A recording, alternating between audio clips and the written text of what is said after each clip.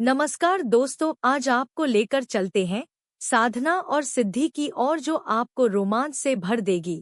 सिरोही खेड़ा नाम का एक गांव था। दिन में यह गांव बिल्कुल सामान्य लगता था, लेकिन रात होते ही एक नियम सब मानते थे। अंधेरा होने के बाद कोई कुएं की तरफ नहीं जाएगा। गांव के बाहर एक पुराना कुआं था।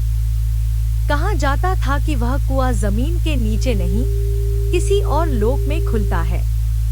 साल 2018 में नरेश नाम का युवक शहर से गांव आया। पढ़ा लिखा था, इन बातों पर विश्वास नहीं करता था। पहली ही रात उसने हंसते हुए कहा, अंधेरे से डरने वालों की बातें हैं।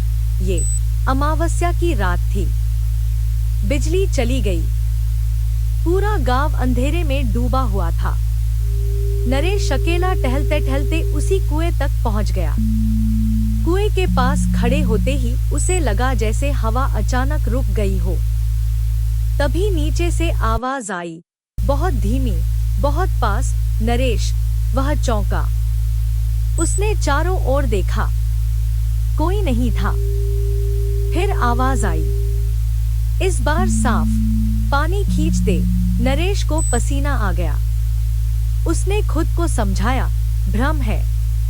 उसने बाल्टी डाली। बाल्टी नीचे गई, लेकिन पानी की आवाज नहीं आई।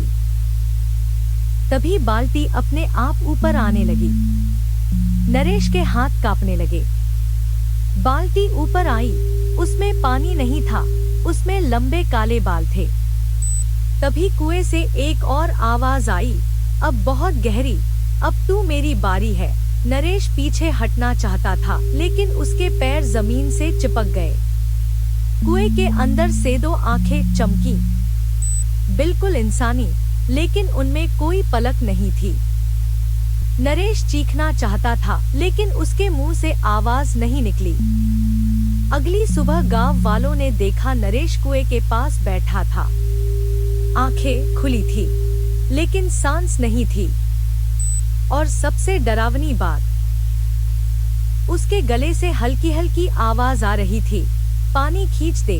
उस दिन के बाद से गांव में एक और नियम जुड़ गया, अगर रात को कोई तुम्हारा नाम लेकर पुकारे तो जवाब मत देना, क्योंकि कुछ आवाजें इंसानों की नहीं होती। हर हर महादेव।